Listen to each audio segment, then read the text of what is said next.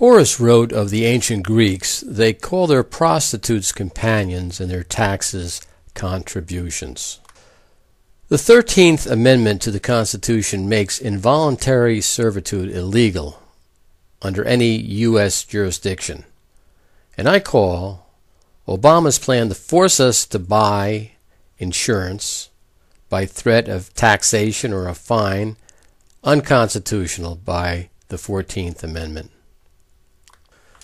You see, as it stands now, if you don't buy the insurance under Section 401, any individual who does not have health insurance would have to pay a new tax roughly equal to the smaller of 2.5% of your income. For all intents and purposes, as in people who decline coverage will incur a 2.5% penalty straight out of their paychecks. In order to differentiate himself from Hillary, he said, that is, if we make it affordable, if we provide subsidies to those who can't afford it, they will buy it. Senator Clinton has a different approach. She believes that we have to force people who don't have health insurance to buy it. Otherwise, there will be a lot of people who don't. In February 13, 2008, Obama said the main difference between my plan and Senator Clinton's plan is that she'd require the government to force you to buy health insurance, and she said she'd go after your wages if you don't. What the hell is he doing? Later on, of course, he said he was for mandatory health insurance for children, which you could make a case for. But the problem is, if you don't pay that 2.5% penalty, you're going to be in deep trouble. After all, there are currently many tens of thousands of people in jail or on parole, probation, or special programs because of tax-related charges. In fact, in addition to put you in jail, they can take your money from your bank accounts, your wages, your accounts receivable, assets transferred less than fair market value to your friends and relatives, your home, real estate, you name it, they can get it. So this is no veiled threat. Senator Tom Coburn said administrative costs account for $700 billion of the $2.3 trillion spent on health care, and 8% of that is for tests that you don't need. So why don't the hospitals have their own insurance? Why don't they be their own insurance company? It's been said that almost 200 to 300,000 people die in hospitals every year from screw-ups. And supposedly insurance costs an individual about $4,860 and a family about $14,244 a year. That's a lot of healthy food they could be buying. And then after you pay all those premiums, you're still going to be out on average about $1,880 for out-of-pocket expenses. I mean, this is insane. They have people, all their jobs are is to try to decline your claim. And after we spend all this money on insurance and medical costs, you look at the list of countries where people live longer than us. There's 49 countries where people live longer than they do in the United States. How could that possibly be with all our technology and good food?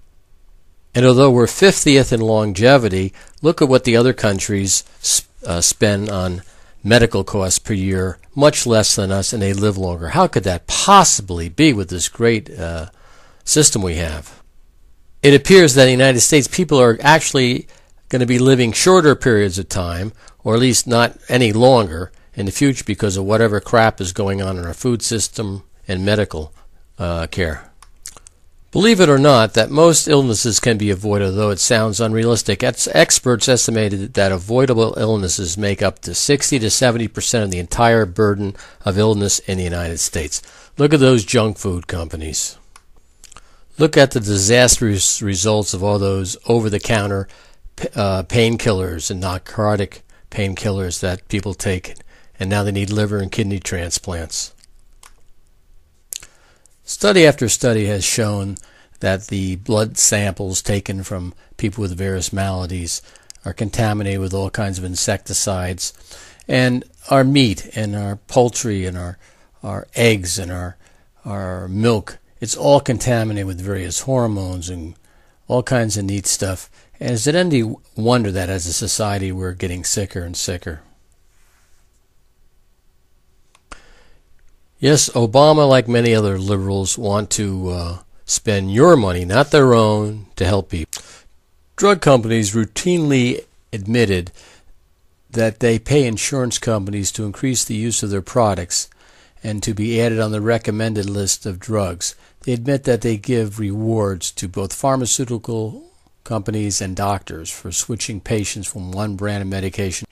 President Obama is surrounded by lobbyists of all kinds. The drug industry usually favored the Republicans, but in this election, at the time they wrote this, Obama got almost 4 times as much money as McCain did from the drug companies.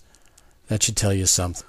40 years ago, third-party presidential candidate George Wallace cackled that there wasn't a dime's worth of difference between Republican Richard Nixon and Democrat Hubert Humphrey. And that still holds true between both major parties. A few like Ron Paul tell it like it is, but in general, our country has been bought and paid for, and they've sold us out. I'd truly appreciate it if you would use FaxZero, FaxZero.com, and fax your elected officials and tell them that you don't want mandatory health insurance. It's unconstitutional. It's against every American principle there is. God bless you for listening, and please tell your friends about this issue. Thank you.